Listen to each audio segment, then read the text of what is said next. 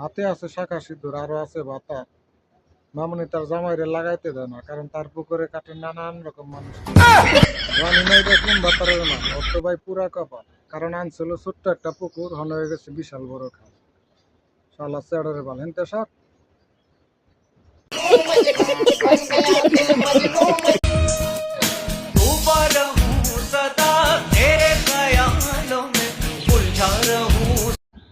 দুনিয়ায় প্রত্যেকটা মানুষেরই টাকা দরকার, আর বেশি টাকা কামাইতে হইলে নিজের ব্যবসা বা বিজনেস করতে।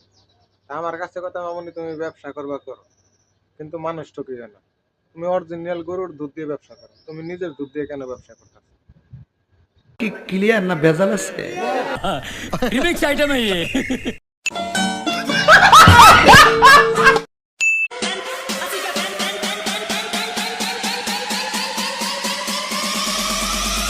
এরকম ট্যালেন্ট আরেকটা কোথায় যেন দেখছি মনে হয়।